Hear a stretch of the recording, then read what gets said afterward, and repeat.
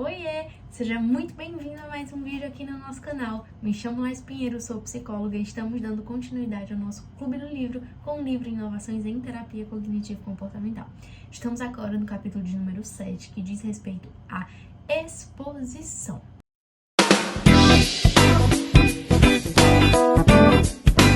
E o que é então essa exposição? Na verdade, quando a gente fala sobre exposição, nós estamos falando de nos colocarmos frente a um estímulo aversivo até que ele não seja tão aversivo assim. Que a gente consiga elaborar estratégias de enfrentamento para lidar com aquele estímulo que até então era aversivo na tua vida. Imagina só que você tem medo, por exemplo, de andar de avião, ou, por exemplo, de falar em público, ou qualquer que seja esse estímulo que hoje na tua vida é aversivo. Para esse estímulo aversivo, nós temos duas opções. Permanecer evitando para com que ele permaneça sendo um estímulo aversivo, ou elaborar estratégias de enfrentamento, estratégias funcionais de enfrentamento para com que esse estímulo ele vá de pouquinho em pouquinho, gradativamente se tornando menos aversivo e que seja possível para você colocar em prática aquilo que é importante para você. Lembrando que a gente tem que pensar muito ali nesse ponto de, puxa, por que eu quero trabalhar isso aqui? Por que isso é aversivo na minha vida? E o que vai mudar na minha vida trabalhar com esse ponto?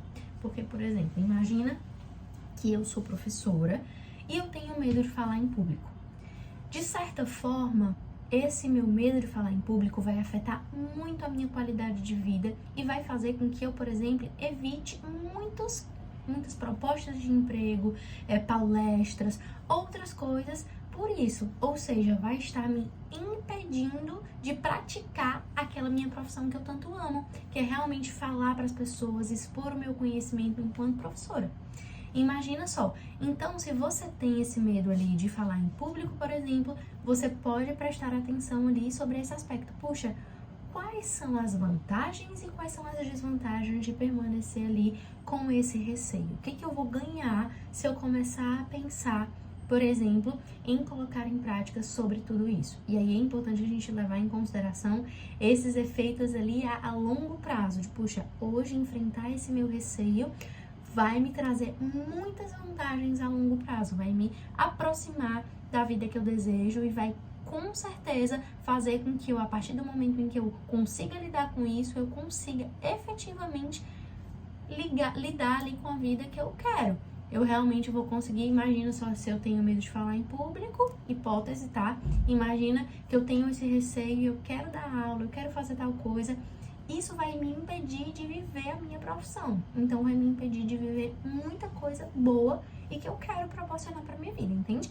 Então, a gente precisa analisar sobre todos esses processos. Então, a gente vai entender um pouquinho agora sobre o histórico da exposição e como que esse ponto pode influenciar positivamente na nossa vida. O primeiro tratamento baseado em exposição, ele surgiu ali em meados de 1970, que ele tinha um intuito totalmente diferente da desensibilização sistemática. Como a gente conhece a desensibilização sistemática, o que acontece? A gente tem um medo muito grande e a gente vai se expor a esse medo gradualmente, iniciando por um estímulo bem fraquinho desse receio, até ir aumentando o grau de dificuldade para a gente conseguir lidar com esse medo da melhor forma até ele extinguir, certo? Quando a gente fala sobre essa outra prática que eu tô falando para vocês, é tudo ou nada. É como se naquele momento eles trabalhassem assim, poxa, eu tenho medo de rato. Então, se eu tenho muito medo de rato, o que você vai fazer nessa perspectiva? Você vai entrar em uma sala cheia de rato. E a partir desse movimento, no momento em que você tá ali entrando em contato com isso, você vai perder esse medo de rato. Então, lá em meados de 1970, surgiram com essa perspectiva. Conforme o tempo foi passando, foi se estudado que de fato não necessariamente estar em uma sala cheia de ratos, como no exemplo que eu falei para vocês, seria a única opção para lidar com essa exposição. Então, foi se verificado na evidência de pesquisas que de fato, se você apenas imaginasse ou visse uma imagem, era igualmente importante do que você vê ali aquele estímulo na sua frente. porque simplesmente o fato de você ver uma imagem ou pensar em algo evocaria, de fato, todas as emoções e todos os sentimentos do que propriamente você estar ali fisicamente com aquele estímulo aversivo. E, de fato, na desensibilização sistemática, também em conjunto ali com o processo de relaxamento e ser de uma forma gradual, possui muitos benefícios também nessa exposição, que de fato são muito duradouros.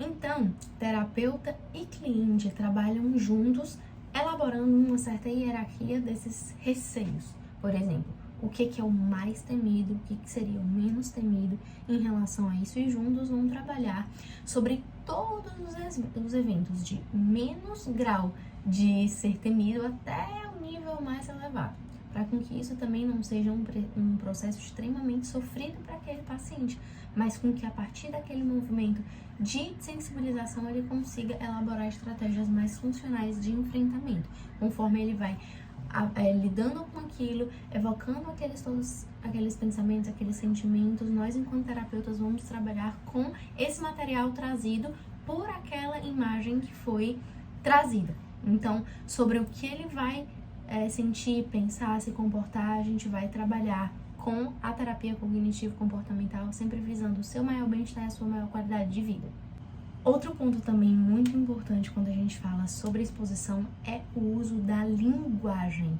Quando nós verbalizamos, quando nós falamos, nós estamos ativando o nosso córtex pré-frontal. No momento em que a gente verbaliza sobre os medos, que a gente põe em prática e acaba rotulando aqueles medos, dando nome mesmo a tudo que a gente está sentindo, o que acontece?